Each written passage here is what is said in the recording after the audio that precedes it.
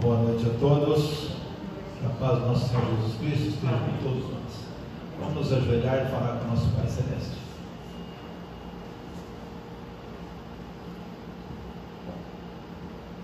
Pai querido, nosso Deus, Criador, mantenedor e Salvador, muito obrigado, Senhor, por o privilégio maravilhoso de mais uma vez estarmos, Senhor Deus, na Tua casa para ter este encontro especial contigo.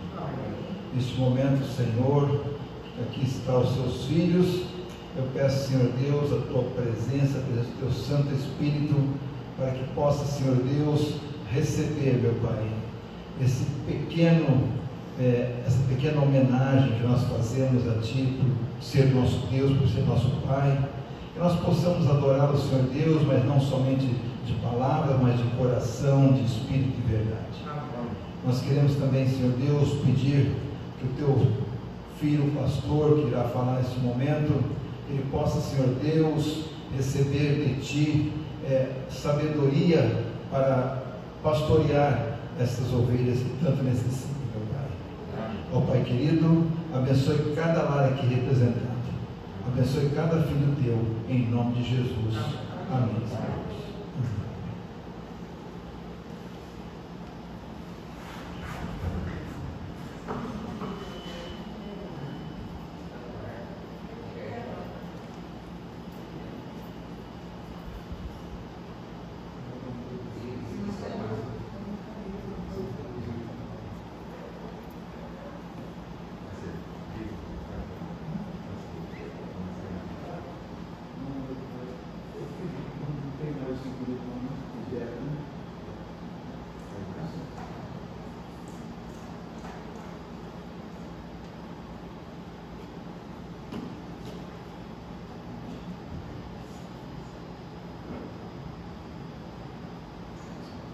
Boa noite.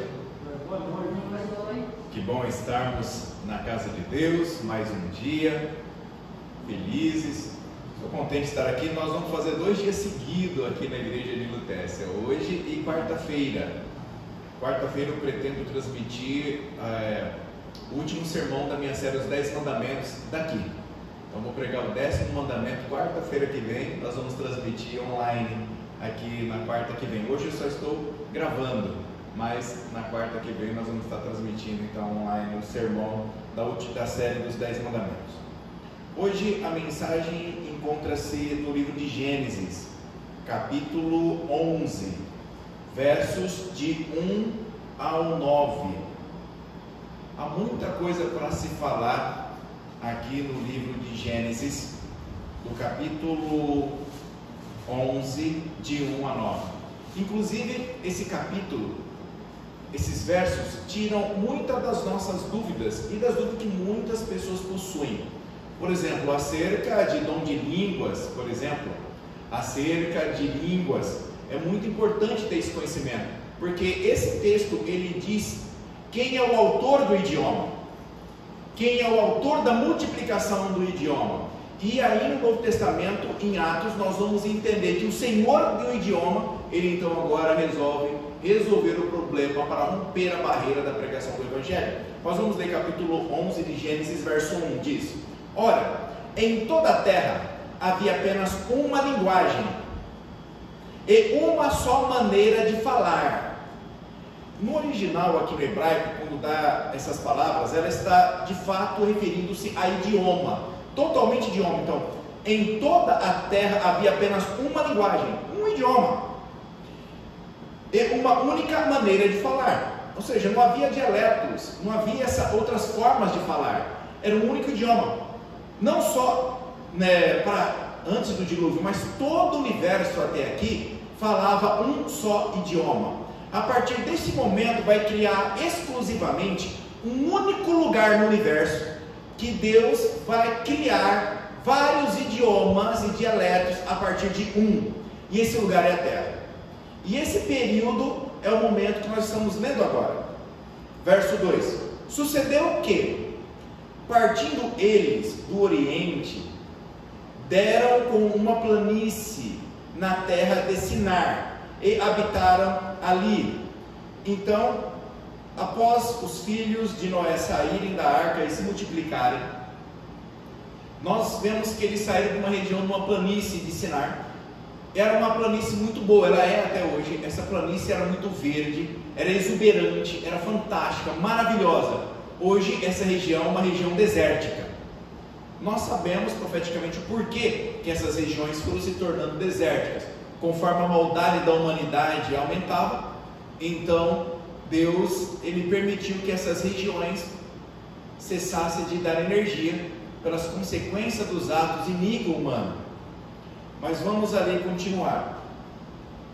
Então eles pararam nessa terra de Sinar, que é a região ali da Babilônia, aquela região toda ali que nós temos ali, que pega toda essa faixa. Verso 3: e disseram uns aos outros: vinde, façamos tijolos e queimemo-los bem. Os tijolos serviram de pedra e betume de argamassa. Aquela região era uma região não rica em pedra, mas o vale do Sinar ela é rica em argila. Então toda a superfície da terra, de uma planície imensurável, muito grande, era de argila. Então na argila ali não tinha pedras, eles então começaram a fazer tijolos. E como o tijolo cru, ele se degenera rápido, porque é só o barro seco, e o barro seco com a chuva, o vento e a água, ele derrete.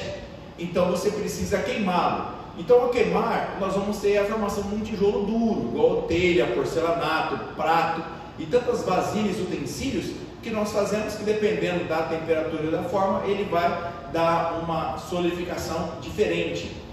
E eles usavam, ao invés de argamassa, o betume. Eles descobriram que o betume penetra ali na argila seca e ela então cria algo fantástico. Segundo a notação histórica nas guerras, demolir edifícios com tijolos feitos de barro, soldados com betume, ele nunca sairia inteiro, não sairia inteiro. Em toda a experiência arqueológica, eles não saem inteiro até hoje. Eles soldam, criando um verdadeiro edifício sólido e único, maciço.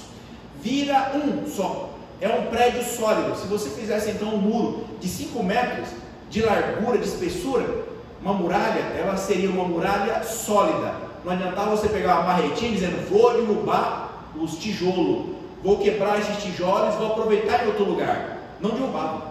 Você tinha uma estrutura sólida de 5 metros de espessura. Então, quando eles estavam aqui, eles não estavam imaginando algo simples.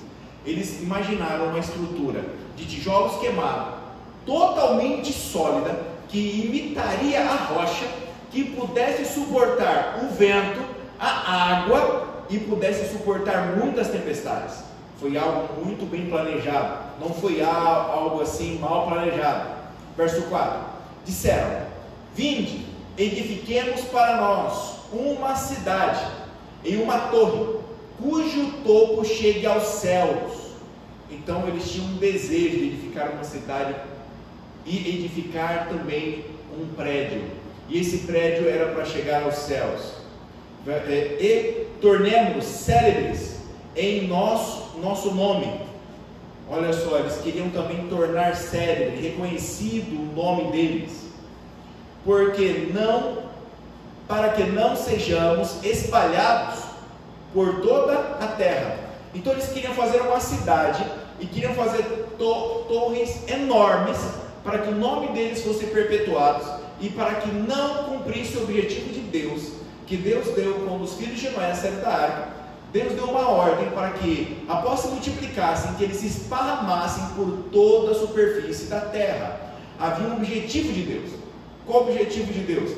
Era que a humanidade não ficasse junto e a maldade não se proliferasse.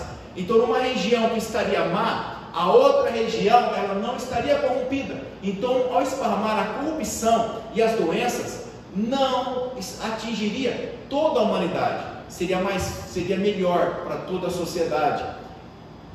Só que o que aconteceu? Eles não queriam obedecer à ordem de Deus de se espalhar. Não, Deus está mandando a gente se espalhar? Não vamos espalhar nada. Agora que a gente é um bom número de gente, vamos fazer uma cidade que nós vamos proteger até de Deus.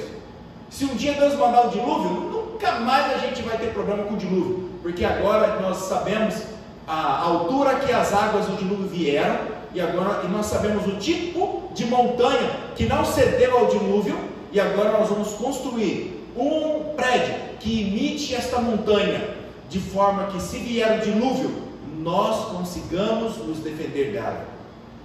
Olha só que em desobediência a Deus, é dupla desobediência. Primeiro, Deus deu a ordem de esparramar. Segundo, Deus deu uma aliança, Deus fez uma aliança com o ser humano, e nessa aliança Ele colocou como sinal um fenômeno natural do arco-íris, que antes não existia, mas agora ele passou a existir. Toda vez que o ser humano visse uma chuva, visse algo se formar, o coração dele se desesperasse, não era para se desesperar, porque aquela era uma promessa de que o Senhor nunca mais traria o dilúvio sobre a face da terra.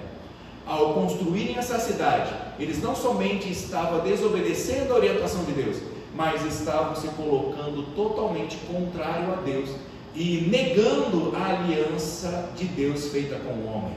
Ele negava, dizendo: nós não precisamos de Deus, pode mandar de novo o dilúvio, porque a gente suporta. Essa era a mensagem dele: nós vamos dar conta. Verso 5: então desceu o Senhor para ver a cidade e a torre que os filhos dos homens edificavam. A palavra aqui desceu não quer dizer que Deus no momento ele desceu para ver. A palavra aqui indica que Deus constantemente está olhando para ver a humanidade. É nesse sentido, mas a palavra foi traduzida como desceu. Mas aqui nós não temos uma palavra correta para se aplicar aqui. Mas essa palavra quer dizer que Deus ele estava olhando, vigiando constantemente. É esse ato. Mas aqui a tradução quis falar a parte que desceu. Isso indica que Deus, queridos, ele interfere e intervém na história. Toda vez que a humanidade sai do controle, toda vez que a humanidade atinge um limite, nós temos um limite para pecar. Nós temos um limite. Deus ele tem uma linha que é o sonho que cada ser humano deveria estar. Mas nessa linha, nós temos para cima, é o extremo das pessoas achar que são mais santas que Deus.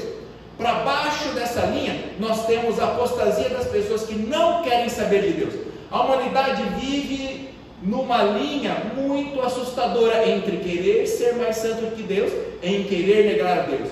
E muitas vezes essa linha elas se convivem juntas.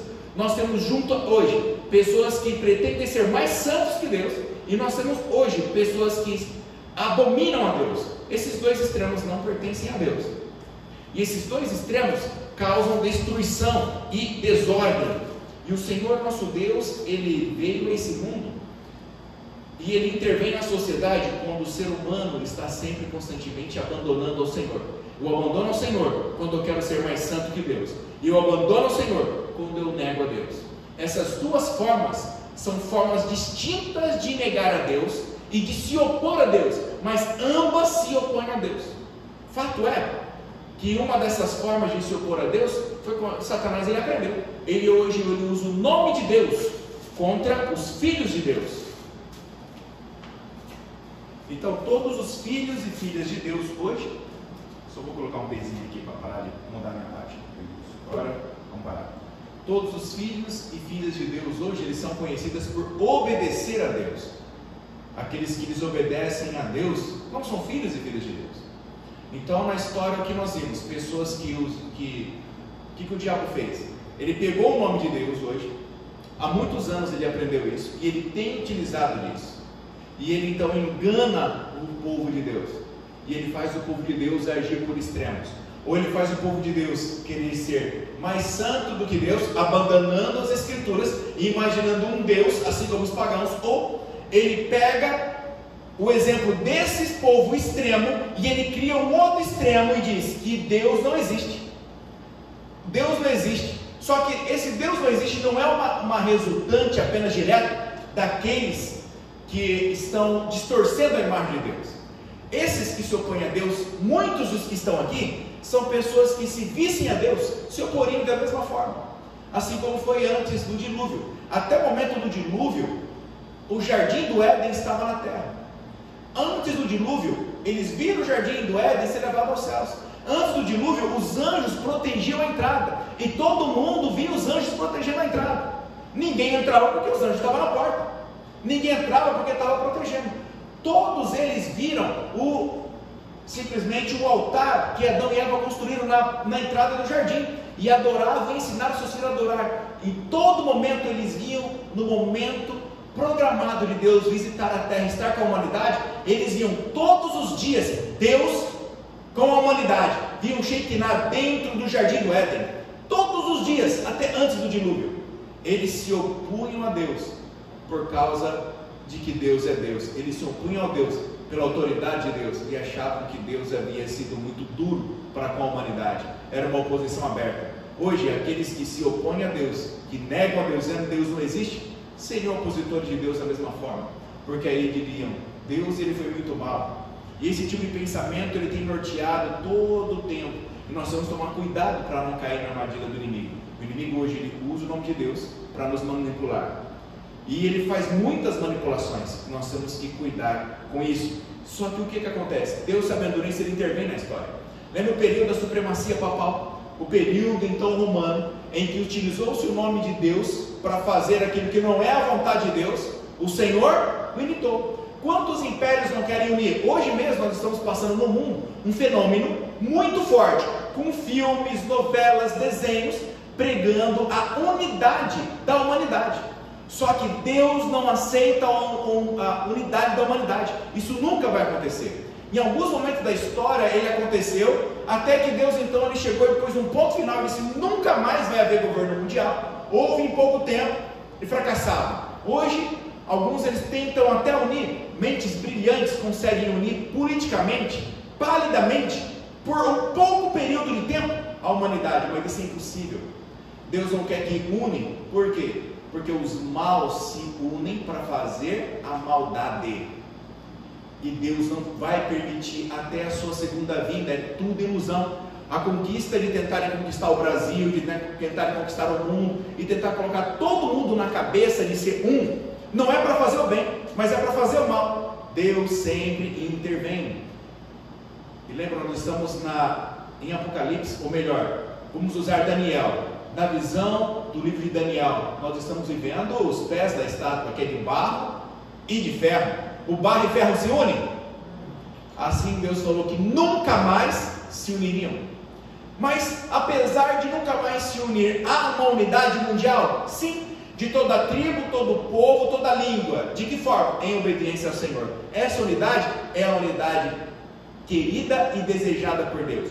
Mas a unidade quista e desejada pela humanidade, essa unidade ela é abominável a Deus, porque ela não se une para fazer o correto, ela não se une pela justiça, ela não se une pela verdade, e ela não se une pelo amor. Ela é uma fraude de unidade. Ela é uma unidade que tenta exaltar nomes e poder e a grandeza do homem. Então essa unidade ela visa tentar fazer grandezas. Por exemplo, nós temos muitas grandezas agora, é para conquistar o espaço. Coisa linda, maravilhosa, vamos conquistar o espaço, mas é para escrever nomes, era para se tornar grandioso. É mais uma vez o desejo da Torre de Babel, de se elevar acima das estrelas e de se tornar maior do que Deus, e de dizer: eu não preciso de Deus.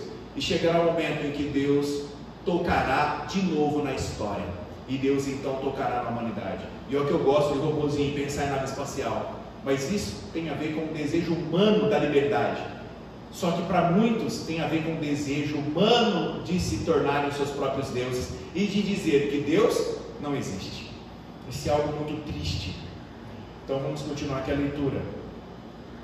Então desceu o Senhor para ver a cidade e a torre que os filhos dos homens edificaram. E a palavra que edificavam é que eles estavam quase por terminar. Verso 6. E o Senhor disse: eis que o povo é um, e todos têm uma mesma linguagem. Viu o que Deus falou? Eis que o povo é um. Isso é péssimo. O povo não pode ser um, porque o mal se une para o mal, e aqueles que são bons, eles perseguem, ou matam, ou põem na prisão, ou se torna mal. Não tem escolha. Ou você se torna que nem eles, ou você vai preso, ou você é morto. A pressão de ter uma cidade, a iniquidade se multiplica na cidade. O desejo de Deus era que as pessoas não vivessem em cidades, vivessem espalhadas, porque isso já ajudaria a saúde, ajudaria a mente, e o inimigo não teria tanto poder quanto ele tem hoje as mentes. As mentes estão desocupadas, ele trabalha muito nas mentes desocupadas, físicos desocupados. Imagine esparramados, quantos serviços não teria para ele fazer? Sempre teria um quintal para carpir, sempre teria galinha e gado para cuidar, sempre teria alimentos e sempre teria coisas para você tratar e para você fazer. Era desejo de Deus que nos mantivéssemos ocupados. A cidade é um covil de desocupados e cria gerações inúteis que não sabem o que fazer. Mas sabem sim, jogar joguinho e usar droga, beber e fumar. Tenho aprendido muito. Pastor, eu não sou assim, eu trabalho outras coisas. Amém que você aprendeu e está trabalhando, mas começa a olhar as grandes cidades. Não falo de cidades pequenas. Cidades pequenas são diferentes, por causa sempre o tamanho influencia. Quanto maior, pior.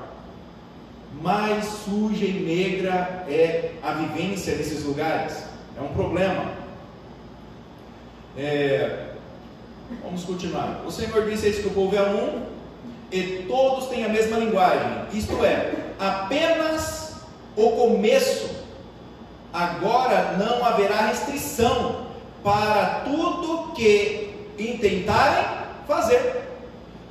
Sabe que os pensadores humanos têm razão de dizerem isso. Deus, ele viu, se toda a humanidade se unir, tem limites para nós?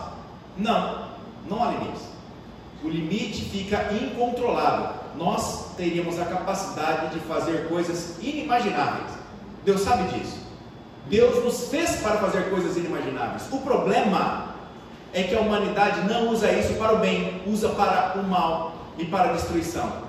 Deus, olhando o que seria de mal para mal, ele falou: olha, não vai ter limite, não haverá restrição.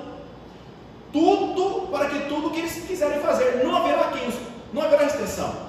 Nós precisamos controlar. Verso 7: vinde e desçamos, e confundamos ali a sua linguagem, para que um não entenda a linguagem do outro. Verso 8: destarte o Senhor os dispersou. Essa palavra dispersou, a palavra que está no original é arrancou, de como alguém que arranca com a raiz. A palavra dispersar é a mesma que Deus arrancou. Deus arrancou eles, igual arrancar uma planta com raiz e tudo. Esta é a expressão hebraica, do arrancar com raiz e tudo. Então, de sorte que Deus dispersou, ou seja, arrancou dali pela superfície da terra, e cessaram de edificar a cidade. Verso 9: chamou-se-lhes por isso o nome de Babel, porque ali confundiu o Senhor a linguagem de toda a terra. Dali o Senhor dispersou por toda a superfície dela. Deus dispersou todo mundo. Não era intento de Deus, porque eles estariam na maldade. Era da vontade de Deus que as pessoas vivessem separadas em nações, porque uma nação que se corrompe, a outra não estaria corrompida, dando o tempo do Senhor trabalhar com a nação corrompida, para que ela volte às boas práticas, volte ao lado de Deus. Mas se todos estivessem em um, hoje não teria salvação na terra. o único meio de salvar e tratar a humanidade foi Deus confundido. Então quem foi que criou as línguas? Deus. Deus criou as línguas. Quem leu o texto vai dizer: pastor, mas Deus aqui ele foi muito arbitrário, ele foi muito além do inciso, ele foi muito autoritário. Quem que senta no trono? Quem que senta no trono? É Deus. Ele foi arbitrário, sim, para o nosso bem. E por que ele foi arbitrário? Para que a gente não vivesse o inferno que estamos vivendo hoje. Não vivesse o inferno que toda vez que a humanidade se uniu, inferno, guerras, desastres, catástrofes e calamidades. Veja a intenção na época de Adolf Hitler de unir a humanidade toda. O que ele queria unir? Ele queria unir? Não. Ele queria fazer limpeza étnica, racial. Ia matar um mundaréu de gente no mundo todo. Limpeza étnica. Não haveria espaço para judeus. Não haveria espaço para negros. Você acha que negros, poloneses, judeus estariam vivos hoje? Existiria Brasil? Como a gente conhece? Nós somos todos mestiços. Mestiços são heresia para eles. Só desgraça. Se Deus não tivesse levantado um poder, que foi os Estados Unidos, para controlar, tudo estaria perdido. Simplesmente se Deus não tivesse levantado um poder nos Estados Unidos para controlar o mar e a terra, porque o Japão havia se unido com a Alemanha, o Japão dominava a maior potência marítima e aérea do mundo. Ninguém era capaz de vencer o Japão no mar, ninguém. Mas Deus deu a capacidade dos Estados Unidos de inventar um trocinho que fez toda a diferença. Qual que é o nome? Radar. Por causa disso, a marinha japonesa foi destroçada com todos os seus aviões, seus porta-aviões, todos os submarinos, porque eles não haviam conseguido fazer isso. Deus usou até na guerra estratégias de simplesmente recuar e deixar sem comida na neve o exército alemão, para eles morrerem de fome. Muitas das batalhas foi vencidas, mas foi vencida por causa do poder de Deus. Foi milagres que aconteceram. A derrota da Alemanha nazista foi um milagre. Foi uma verdadeira intervenção de Deus. Não foi nós vencemos por causa do nosso poder. Se Deus não tivesse dado o conhecimento, a sabedoria e não tivesse intervido diretamente, tudo teria dado errado.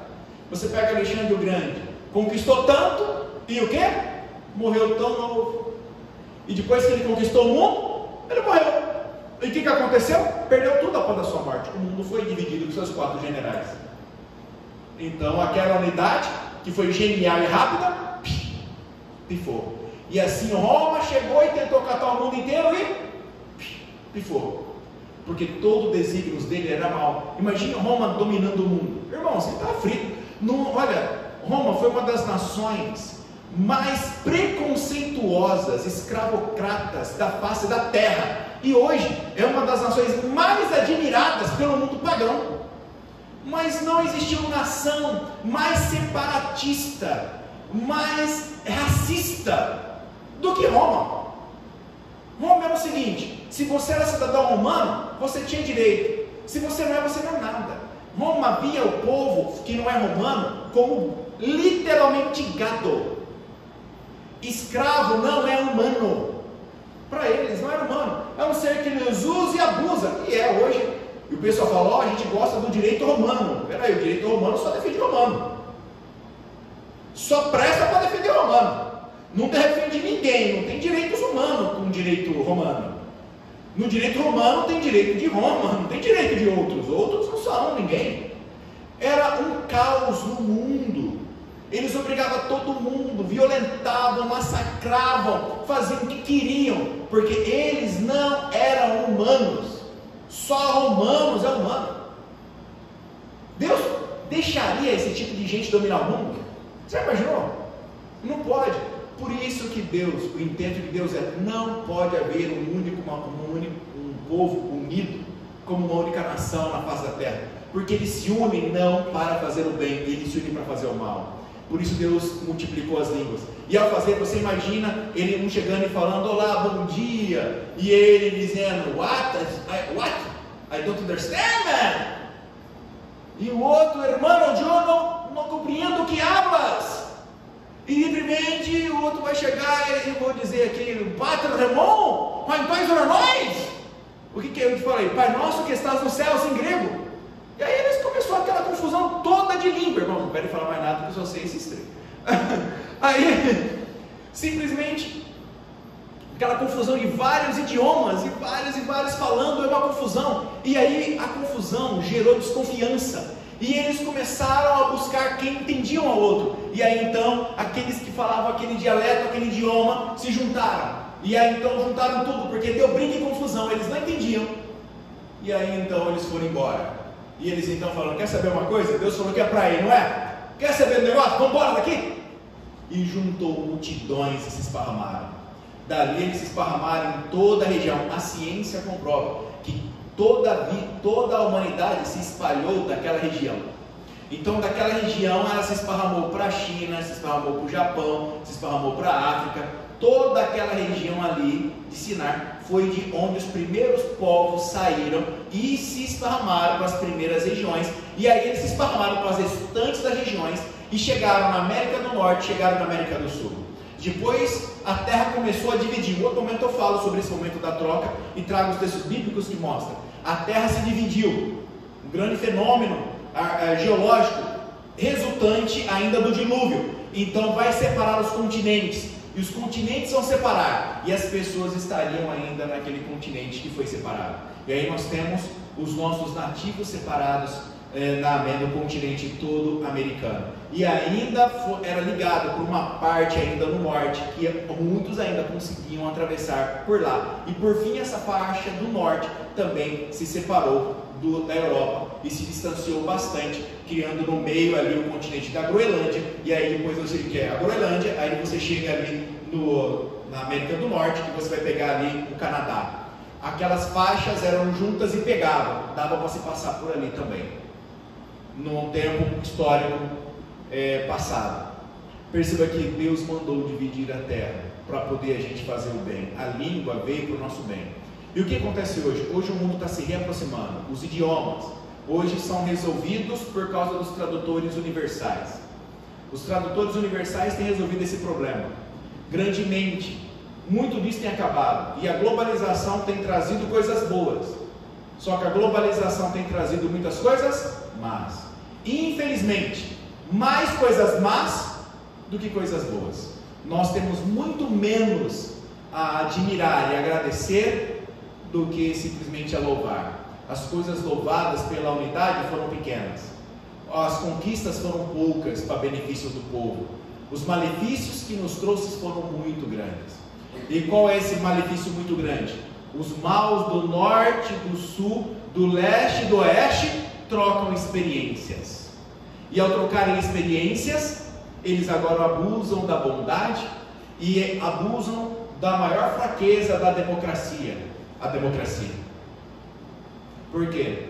Porque eles conseguem manipular, e aí eles conseguem burlar aquilo que é pseudo-democracias também. O Brasil nunca chegou a ser uma democracia. Espero que um dia a gente chegue, tá? A gente sabe que a gente não é democracia. Nós somos uma república democrática e nós não elegemos todo mundo que está lá. Os irmãos sabem disso, né, irmãos? Nós temos uma representação partidária e não do povo. A gente faz um evento de enganos trouxa, porque isso é o que o mundo faz com a gente. Um evento de enganos trouxa na hora de votar. Um evento de enganos trouxa. Se a gente fizer literalmente quantos que são sentados no Congresso e no Senado que foi eleito por nós, eu já vi, assista essa palestra você vê, e assista as aulas sobre isso na internet, aula de juízes, bem certinho, vai dar em torno de 19%. O restante é por cota partidária. Por que eu estou dizendo isso? Para a gente não se iludar, irmãos, não se iludir. O mundo é controlado por quem? Pelo mundo, as bolas, vamos acordar. A única união que nós temos que ter, qual que é? É a união com Deus. É a nossa união, vamos acordar, queridos. É a união com Deus, porque a união com o mundo não tem como. Não dá. O que Deus quer hoje, homens e mulheres que aceitam a sua autoridade, que aceitam que o reino dos céus começou agora.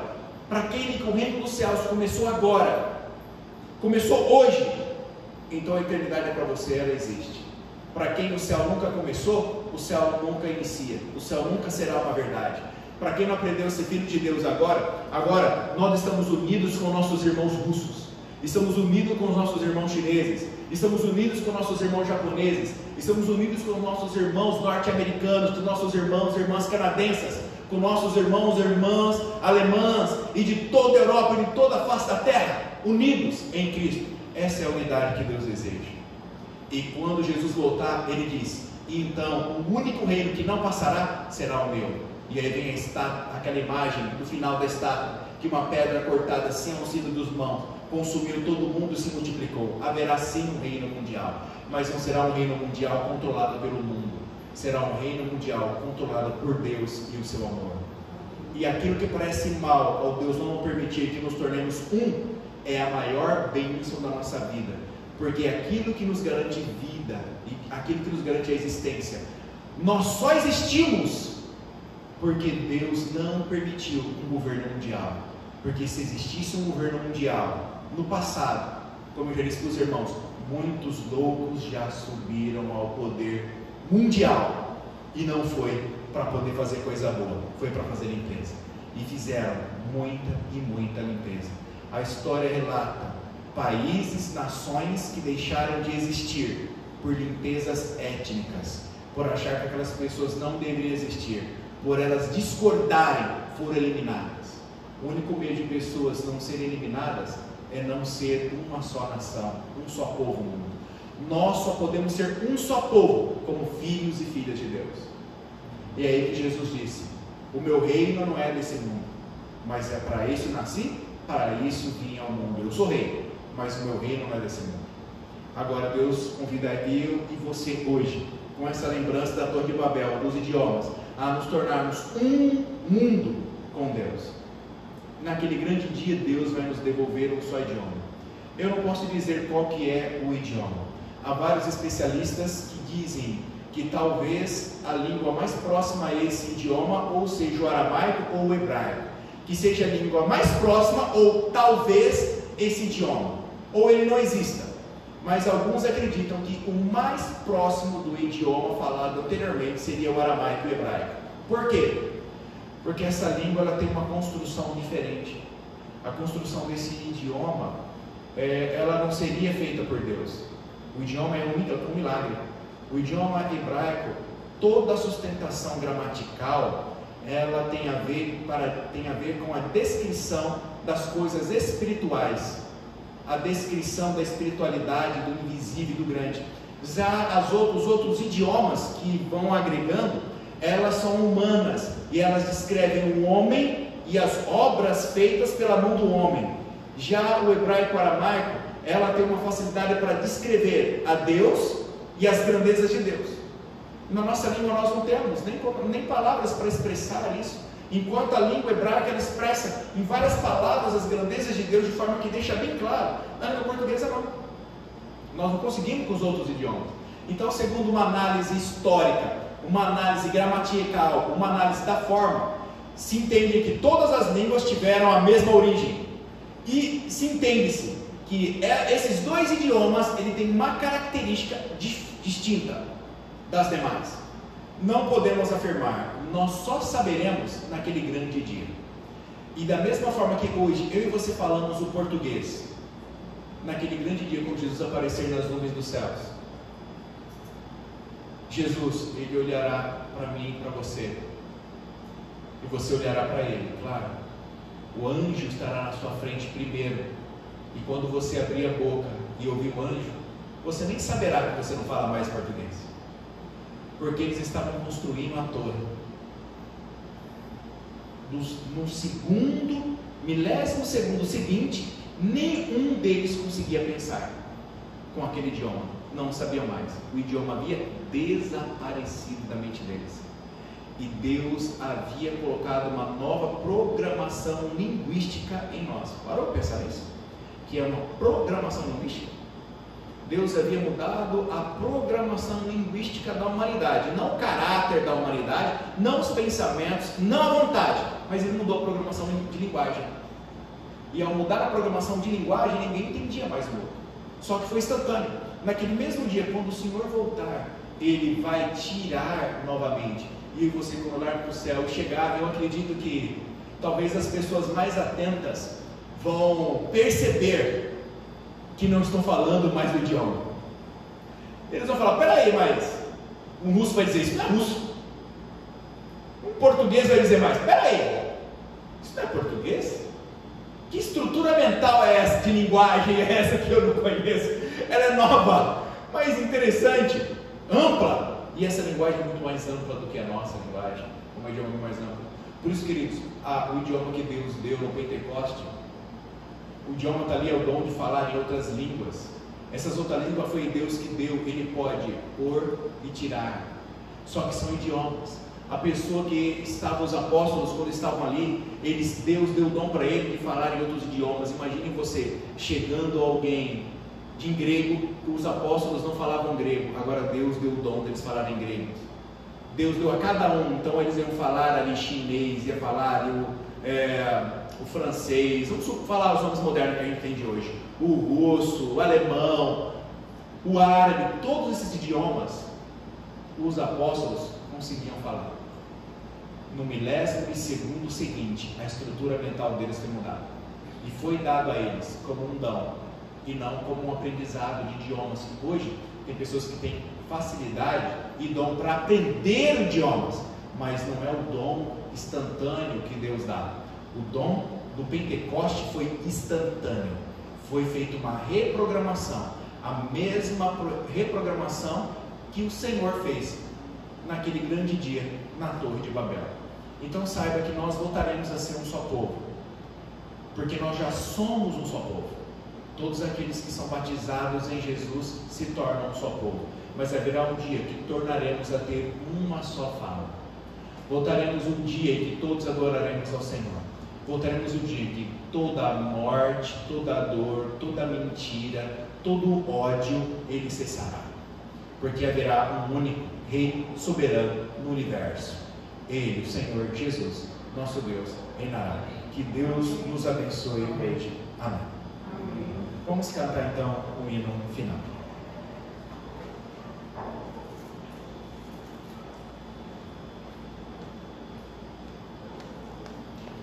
Hino 103, Nome Precioso.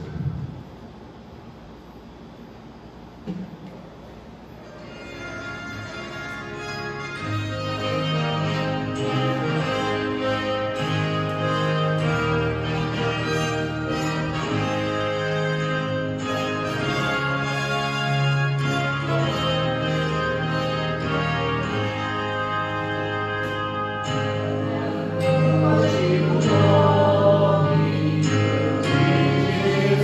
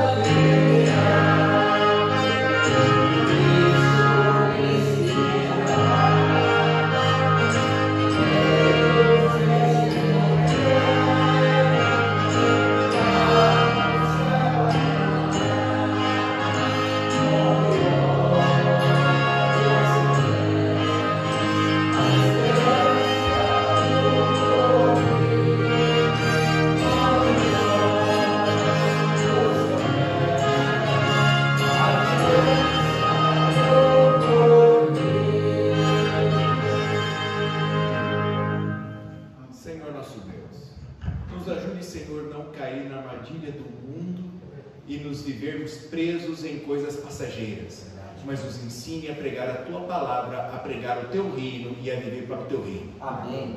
Nós rogamos essas bênçãos em nome de Jesus Cristo. Amém. Amém.